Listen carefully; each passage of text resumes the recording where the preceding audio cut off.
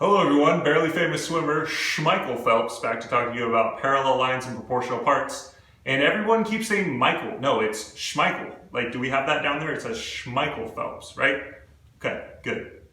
First thing we're going to talk about is the triangle proportionality theorem. That says if a line is parallel to one side of a triangle and intersects the other two, then it divides those sides proportionally. So the way this works, let's look at our example. We have triangle ADC down here. And in triangle ADC, we have segment BE that is parallel to one of the sides, segment CD. And since this line segment is parallel to this segment down here, and it intersects the other two sides of the triangle, it intersects segment AC at point B, and it intersects segment AD at point E. Then this segment is going to divide each of these sides proportionally, meaning that I could set up a proportion where the measure of segment AB over the measure of segment BC is equal to the measure of segment AE over the measure of segment ED. Again, as long as this segment is parallel to this segment, then these two segments would be proportional to these two segments over here.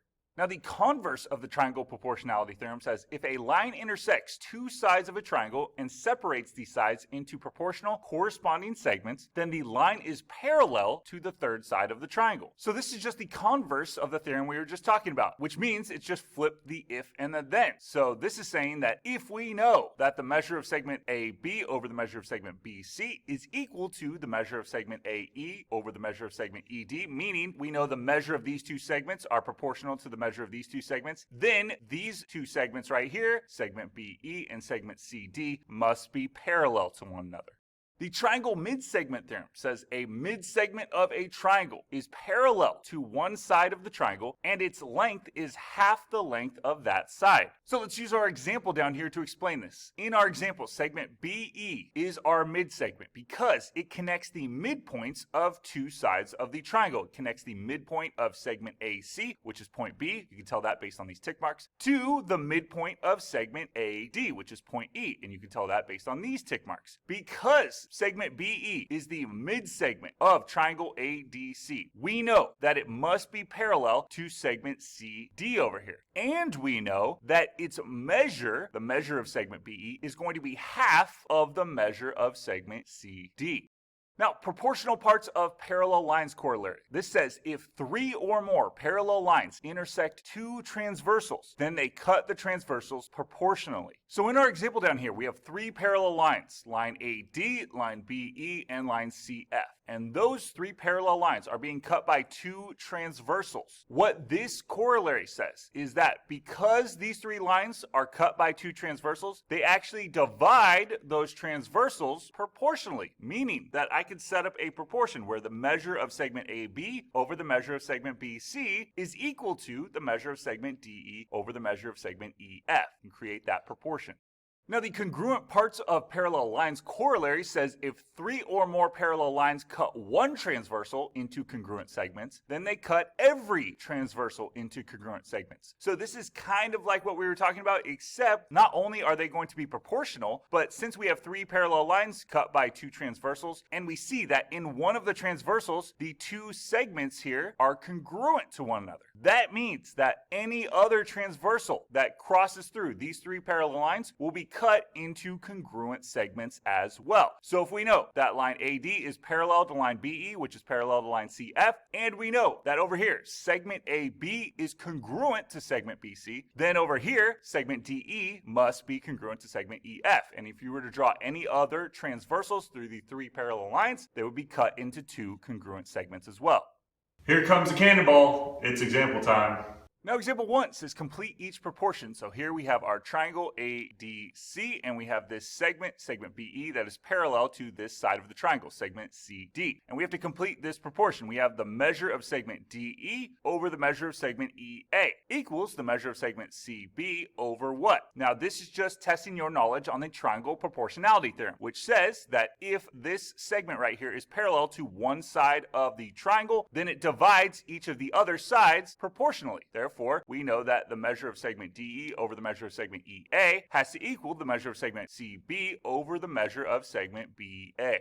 Part B, it's asking you the same thing, except instead of giving you the vertices, it's giving you variables that correspond to the measure of each of these side lengths. So we again have a segment in here that is parallel to one side of our triangle, meaning that we are again going to use the triangle proportionality theorem, which says that this segment in here, if it's parallel to one side of the triangle, it separates the other two sides or divides the other two sides proportionally. So the measure of this segment, E, over the measure of this segment, F, is going to equal the measure of this segment, G, over the measure of this segment, H. Now, example 2 says solve for the given variable, round answers to the nearest thousandth if necessary. So again, we have a segment in the triangle that is parallel to one of the sides. So we are again going to use the triangle proportionality theorem, which says since this segment right here is parallel to one of the sides, it divides the other two sides proportionally. So if we want to solve for x here, the measure of this segment, what we can do is set up a proportion and then solve for x. So how do we set up this proportion? Well, remember, it's just x over 6 is equal to 2 over 4. Then all we have to do is use the cross product property. We cross multiply, set the two products equal to one another, and solve for x. So we go x times 4 is going to equal 6 times 2, or 4x is equal to 12. We then divide both sides by 4. We get x is equal to 3, and you're done. Part B, doing the same thing. We again have a segment in our triangle that is parallel to one of the sides, meaning that it divides the other two sides proportionally according to the triangle proportionality theorem. So the way we would solve for our variable is we clearly have to set up a proportion using that triangle proportionality theorem. So we would usually go 8 over 9.7 is equal to 5 over, well, what is the length of this segment? What's the measure of this segment? We know the whole side of this triangle is z, but what's the measure of this segment right here? Well, if we take the whole measure of this side of the triangle, z, and subtract out this segment right here, 5, we should be left with this segment. So the measure of this segment must be z minus 5. So that's what we're going to do. We're going to use that in order to set up our proportion. We go 8 over 9.7 is equal to 5 over z minus 5. Now we can use the cross product property, cross multiply, set the two products equal to each other, and solve for z. So we're going to go 8 times the quantity, z minus 5, meaning we're going to have to distribute the 8 to the z and to the negative 5, and then 9.7 times 5. When we distribute the 8 to the z and to the negative 5, we end up getting 8z minus 40 is equal to 48.5. We can then add 40 to both sides, divide both sides by 8, and we get z is approximately equal to 11.063 because we're rounding to the nearest thousandth, which is 3 decimal places. As Schmeichel Phelps always says, when you're winning at life, you're the best at what you do. You try. Okay, doing the same thing here. So again, we have a segment in our triangle that is parallel to one of the sides, so we have to use the triangle proportionality theorem, which says this segment right here is going to divide the other two sides of our triangle proportionally. So we know we can set up a proportion in order to solve for y. So we're going to go 3.5 over 5.4 and set that equal to y over, what's the length of this segment right here? Since we know the measure of this whole side of the big triangle is 12, and we know this segment right here measures y, we can just take 12, subtract y, and we're left with the measure of this segment right here. So now that we have the measure of each of these segments, we can set up our proportion. 3.5 over 5.4 is equal to y over 12 minus y. Now what we can do is we can use the cross product property. We can cross multiply to solve our proportion. We multiply 3.5 times the quantity, 12 minus y, and then set that equal to 5.4 times y. Over here, because we're multiplying 3.5 times the quantity, 12 minus y, we have to distribute that 3.5 to the 12 and to the negative y. We can then solve for y by adding 3.5y to both sides, dividing both sides by 8.9, and we end up getting approximately 4.719 for y. Remember, we're rounding to the nearest thousandth, which is 3 decimal places. For part B, doing the exact same thing, we have a segment in our triangle that is parallel to one of the sides, meaning that it divides the other two sides proportionally by the triangle proportionality theorem. So let's set up our proportion to solve for y. We're going to go 8 over y plus 3 is equal to 5 over y. We can then use the cross product property to cross multiply, set those two products equal to one another, and solve for y. So here we're going to go 8 times y is equal to the quantity y plus 3 times 5. Now remember, when you multiply the quantity y plus 3 times 5, you have to distribute the 5 to the y and to the 3. Now we can solve for y by subtracting 5y on both sides, dividing both sides by 3, and we end up getting y is equal to 5.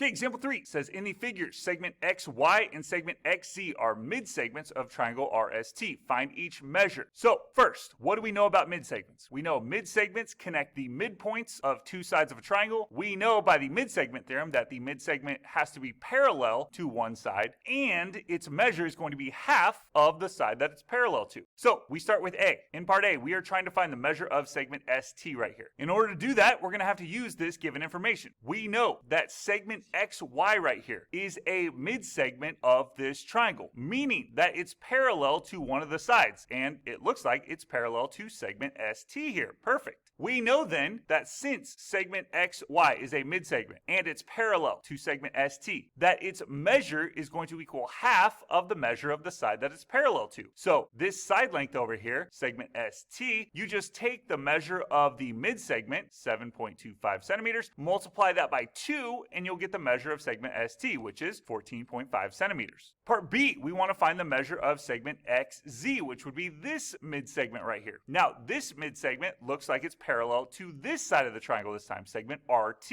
And we know that a mid-segment is parallel to one side, and its measure is going to equal half of the measure of the side that it's parallel to. So since segment XZ is parallel to segment RT, its measure is going to equal half of the measure of segment RT. So we just take 15.3 centimeters divided by 2, we get the measure of segment XZ. Last but not least, we want to find the measure of angle RYX right here. So this little angle right here. Well, again, we said that since XZ is a mid-segment, that it's going to be parallel to this side over here, segment RT. Because these two sides are parallel, we can look at segment XY as a transversal. So we have two parallel lines here cut by a transversal. That means that this angle right here, angle ZXY, and angle RYX, the angle we're trying to find, those are alternate interior angles. So we know they must be congruent to one another. So the measure of angle RYX has to equal 28.9 degrees.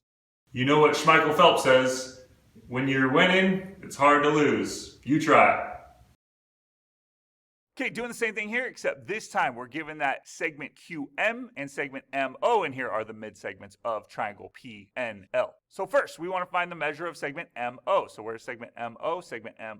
Oh, that's one of the mid-segments we were talking about. So since segment MO is a mid-segment, we know that it must be parallel to this side over here, segment PL or LP. Since these two are parallel to one another, we also know by the mid-segment theorem that the measure of segment MO, our mid-segment, is going to equal half of the measure of the side that it's parallel to. So we just take the measure of segment PL or LP, which is 12.59 feet. We divide that by 2, and we'll get the measure of the mid-segment here, segment MO, which is 6.295 feet. Next, part B, we're looking for the measure of segment PN, which would be this side of the triangle down here. Well, again, we know that segment QM up here is also a mid-segment. And since this is a mid-segment, it's going to be parallel to segment PN down here. Because QM is a mid-segment of this triangle and it's parallel to segment PN, we know by the mid-segment theorem that the measure of segment QM has to equal half of the measure of segment PN. So to get the measure of segment PN, we just take the measure of segment QM, which is 4.95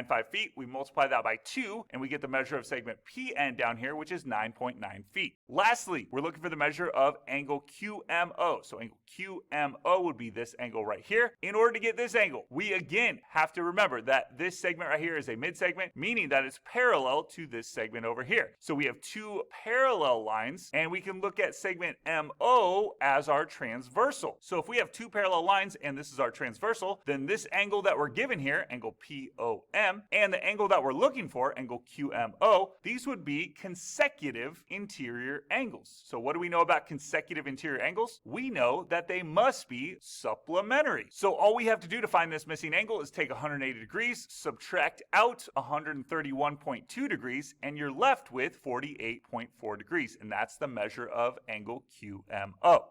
Now example 4 says complete each proportion. So here we have 3 parallel lines cut by 2 transversals. So we are going to use the proportional parts of parallel lines corollary, which says if we have 3 or more parallel lines cut by 2 transversals, then it cuts the transversals proportionally. So we know that the measure of segment QS over the measure of segment SU has to equal the measure of segment RT over the measure of segment TV. Now, because of the properties of proportions, we can rewrite that particular proportion a bunch of different ways, which is what we're about about to do over here. So we look at part A. We're going to complete this first proportion. We have the measure of segment QS over the measure of segment RT. That's going to have to equal the measure of segment SU over the measure of segment TV. Next, we have the measure of segment SU over the measure of segment QS. That's going to have to equal the measure of segment TV over the measure of segment RT. Part C, we have the measure of segment RT over the measure of segment TV. That's going to equal the measure of segment QS over the measure of segment SU. Lastly, we have the measure of segment TV over the measure of segment SU. That's going to equal the measure of segment RT over the measure of segment QS. Now example 5 says solve for the given variable, round to the nearest hundredth if necessary. So we again have 3 parallel lines cut by 2 transversals, so we're going to use the proportional parts of parallel lines corollary again, which says if we have 3 or more parallel lines cut by 2 transversals, then it cuts the transversals proportionally. So to solve for our missing variable here, we clearly have to set up a proportion. So there's a bunch of different ways you could set this up. You could go 3.25 over 2.38 equals x plus 8 over 4.92. You could go 3.25 over x plus 8 equals 2.38 over 4.92. I'm going to go 2.38 over 3.25 is equal to 4.29 over x plus 8. Now we can solve our proportion using the cross product property. To do that, we're going to cross multiply. We multiply 2.38 times the quantity, x plus 8, and then we multiply 3.25 times 4.92. Now when you multiply 2.38 times the quantity, x plus 8, you have to distribute the 2.38 to the x and to the 8. Now to solve for x, we're going to subtract 19.04 from both sides, divide both sides by 2.38, and we get x is approximately equal to negative 1.28 if we're rounding the nearest hundredth, which is 2 decimal places. Do like I do and do your best in case you fail. You try. Okay, doing the same thing. We again have 3 parallel lines cut by 2 transversals, so we're using the proportional parts of parallel lines corollary, which says anytime you have 3 or more parallel lines cut by 2 transversals, it cuts the transversals proportionally. So we can solve for our missing variable by setting up a proportion. There's a bunch of different ways you could do this, but what I did is I went 8 over y is equal to 10 over y plus 2. I can then solve this proportion by using the cross product property. I'm going to multiply across and set the 2 products equal to each other. So I'm going to take 8, multiply it to the y plus 2, and then take y, multiply it to the 10. Now when you multiply 8 times y plus 2, the quantity, you're going to have to distribute the 8 to the y and to the 2. You can then solve for y by subtracting 8y on both sides, dividing both sides by 2, you get y is equal to 8, and you're done. Now example 6 says solve for the given variables, round to the nearest hundredth if necessary. So down here in our figure, we again have 3 parallel lines cut by 2 transversals, except this time one of our transversals is cut into congruent parts. Well, we have to solve for x and y, so let's just solve for x first because we know both of these segments are congruent to one another, meaning both of these measures are equal to each other. So we can just set them equal to one another and solve for x. So how do I solve this for x? Well, I subtract 2x on both sides, I subtract 21 on both sides, and then I divide both sides by negative 7, and I end up getting x is equal to 15 over 7. Next, I have to solve for y. So how do I find y here? Well, I need to set up an equation to solve for y. So what do I know about these 2 parts? Well, I know that based on the congruent parts of parallel lines corollary, that if 3 or more parallel lines cut a transversal into congruent parts, then those parallel lines are going to cut any transversal into congruent parts, meaning that these 2 segments must also be congruent to one another. So I can set the measures of these 2 segments equal to each other and solve for y.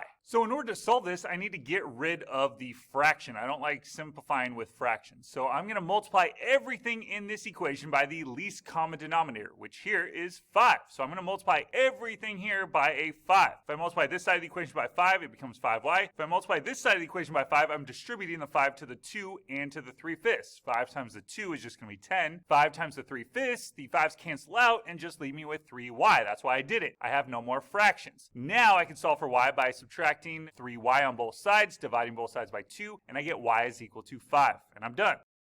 Now example 7 says given angle H is a right angle, points L, M, and K are midpoints. We want to prove that angle LKM is a right angle. So we have a geometric proof here. First step in a geometric proof is to mark up the figure with the given information. What are we given? We're given that angle H is a right angle, so we can put that here. We're also given that points L, M, and K are midpoints. Now we're not going to mark that up yet, but that'll come in handy later on. Step 2 in a geometric proof is to state our given. So the first step in our proof is to state that angle H is a right angle, points L, M, and K are midpoints, and the reason for that, it's given. Step 3 in a geometric proof is to come up with a game plan. How are we going to get from what we're given to what we're trying to prove? Well, let's mark up everything we know now. We know that points L, M, and K are midpoints, meaning if point L is a midpoint of segment GH, then by the definition of midpoints, segment GL must be congruent to segment LH. If point M is a midpoint of segment HJ, then segment HM must be congruent to segment MJ. And if point K is a midpoint of segment GJ, then segment GK must be congruent to segment KJ.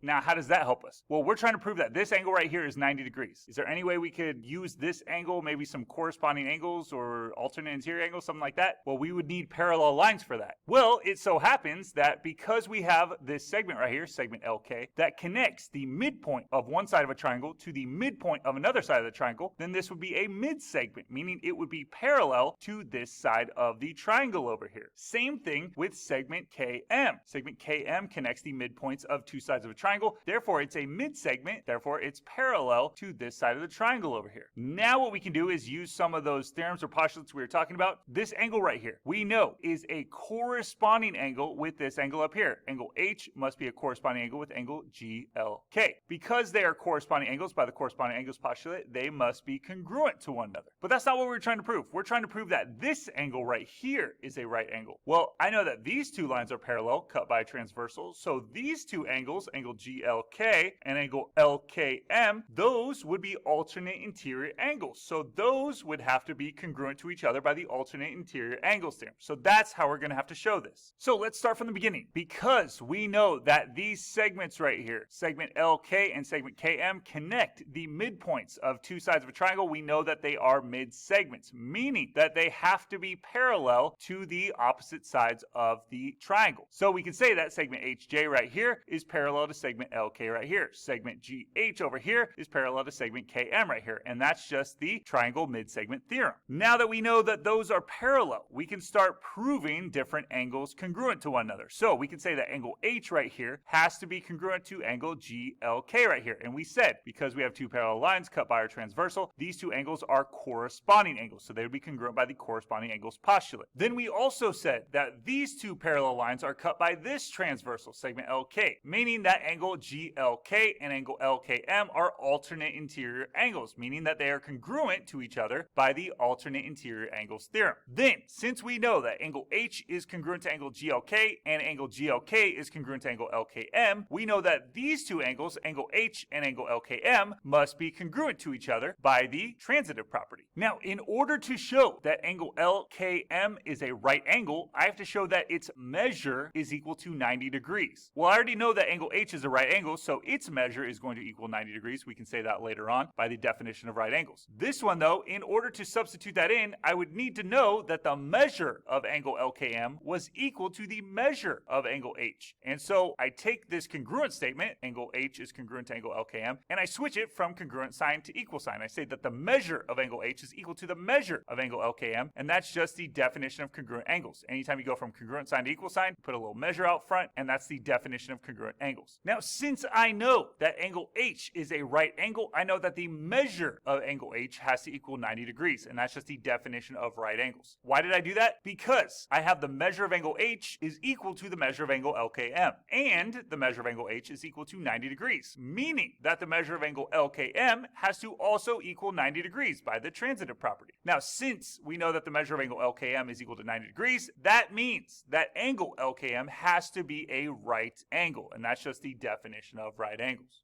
Now, a word problem says, given Baker Street runs parallel to Spooner Street, find the distance between Baker Street and Spooner Street along Michigan Avenue. So what are we trying to find here? We're trying to find the distance between Baker Street and Spooner Street along Michigan Avenue. So this distance right here, we'll call it X. And what do we know? We know that Baker Street runs parallel to Spooner Street. So these two streets right here have to be parallel to one another. Do we know anything else? Yeah, we know that along Melrose Place, this part of the street is 3.2 miles, and this part of the street is 3.2 miles. miles, meaning they are congruent to one another. Now, based on that fact, that means that Baker Street right here is coming from the midpoint of Melrose Place right here. And because Baker Street is parallel to Spooner Street and coming from the midpoint, we know that Baker Street must be the mid-segment of this triangle, meaning that it's going to join the two midpoints of these two opposite sides. So because of that, we know that these two segments over here must be congruent to each other as well, meaning that this distance along Michigan Avenue must also be 4.6 miles. Now, what you could have also done is just set up a proportion. 3.2 over 3.2 equals 4.6 over x, but you still would have wound up with x, this distance over here along Michigan Avenue, being 4.6 miles.